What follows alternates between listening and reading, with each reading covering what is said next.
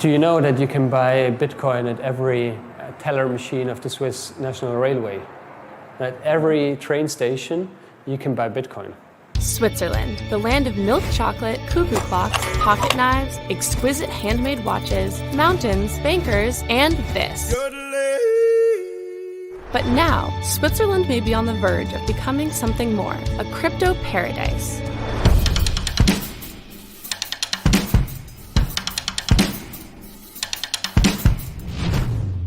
Hi, I'm Molly Jane from Cointelegraph, and we're coming to you from Zug. It's also known as the Crypto Valley, and Switzerland has been called the Crypto Nation. So we've come here to check it out. Long before Bitcoin was a gleam in Satoshi Nakamoto's eye, the city of Zug knew how to attract money. With a 14% corporate tax rate, one of the lowest in the world, it became home to nearly 30,000 companies, almost as many as there are people in the town. Now, Zug is home to more than 400 crypto enterprises, all happily ensconced in what has become known as Switzerland's Crypto Valley. And a gorgeous valley it is, with a large lake set against the backdrop of Switzerland's ever-snowy alpine. Managed, however, to bring our eyes down from the mountains to meet with Dolphy Mueller, the mayor of Zug, who has presided over a policy of accepting Bitcoin to pay for some city services, making him, in a sense, the crypto mayor. Everybody in the world was interested what happens in Zug because we have been the first. We didn't know anything about Bitcoin, we didn't know anything about blockchain, and so we invited a student which explained us the difference between these things. We started it 2 years ago. Now we have about 50 or 55 payments, not more. And it's only Bitcoin. It's not Bitcoin Cash, it's Bitcoin. From June 25th to July 1st, 2018, Zug held Switzerland's first blockchain-based municipal referendum. The vote, which was non-binding, used the city's new digital ID system. Here is a good place. Let's start an experiment with the so-called digital ID based on blockchain.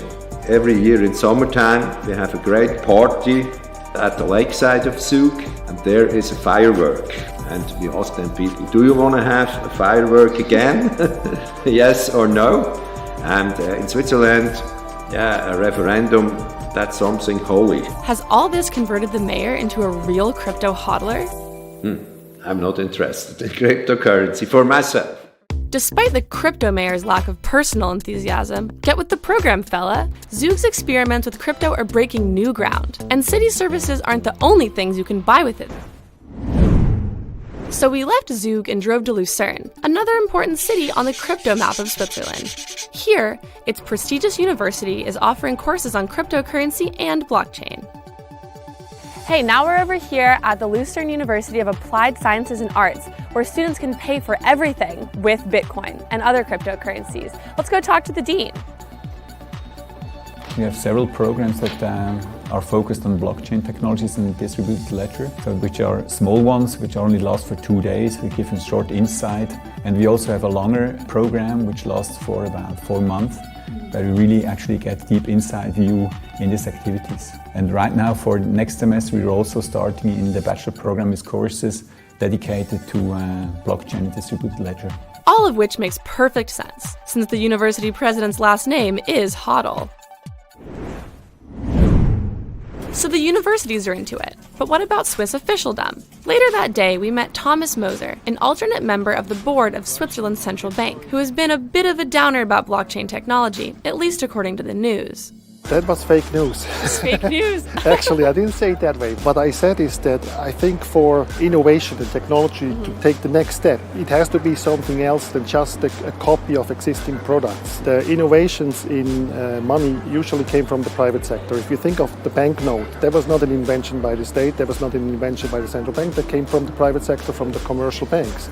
And then people started to complain about it because there was fraud, a lot of people lost money, and then eventually got regulated. as a first step, and as a second step it got nationalized. That's clearly something that could be also repeated with cryptocurrencies. We had our conversation with Thomas Moser on the embankment of Lake Zurich, just a few steps from his office in the central bank. The next day we were nearby at Bahnhofstrasse 3, the financial center of Zurich and its most expensive street. This is the address of Trust Square, the former home of a private Liechtenstein bank and now the largest blockchain hub in Switzerland. So Trust Square is a technology hub specialized on blockchain, and the history behind this is that several blockchain entrepreneurs wanted to have a community. So we have 40 blockchain companies here from different backgrounds. We want to focus more on working with the universities and with the corporates. All floors of the Trust Square are full of all sorts of blockchain startups, from students with some crazy spaceship ideas to more down-to-earth insurance projects. And these blockchain incubators are in high demand. We have, over 400 players already in Switzerland, and the government is very pro-business, very helpful. It's a very decentralized culture, and it's really in line what I think blockchain and crypto assets are. FINMA is trying to move the whole crypto asset business into more regulated security token. FINMA, the financial regulator, categorizes the tokens based on the underlying economic function: payment tokens, utility tokens, and asset tokens. But what drives this whole process is that every ICO can send the description of its projects to FINMA, and within just 4 to 8 weeks, receive a clear statement whether regulatory provisions are applicable. As a result, in 2017, $1.5 billion were raised in ICOs in Switzerland, the second largest amount of money raised after the US. I would say that 1 year ago an ICO would cost you roughly 500,000 Swiss francs. I think nowadays you're more and more looking towards the 1 million range here. Now, welcome to the Crypto Villa, a 19th century mansion that formerly housed another private bank from Liechtenstein that went bankrupt due to money laundering schemes. It is now the home of Crypto Finance AG, a case of the new money literally replacing the old money. So is it common in Switzerland that bankers from the traditional financial industry go crypto? Yeah, more and more. In our company, we have, I would say, 80% ex-bankers from UBS, Credit Suisse, and some other large banks. We have the whole financial market infrastructure in Switzerland. We have the financial system in Switzerland, which is very strong. We have a very strong background, and so we have the theoretical know-how.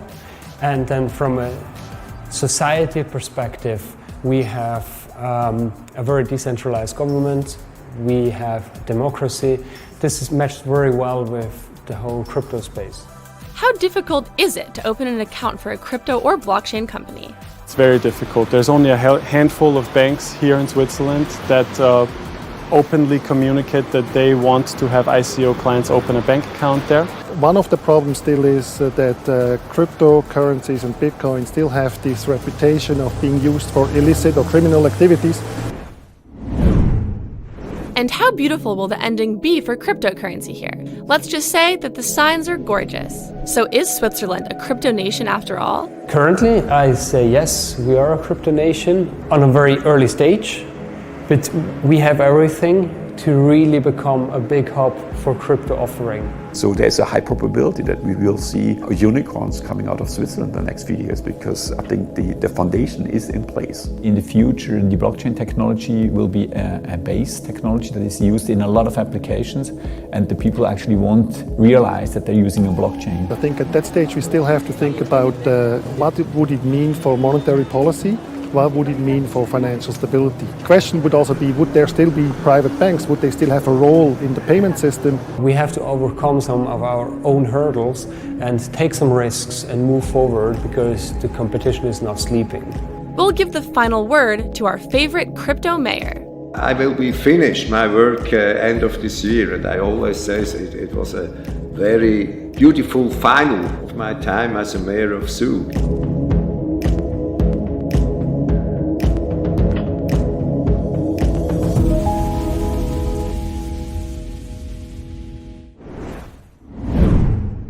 Although Switzerland has long been considered the banking capital of the world, it soon could become the global crypto capital.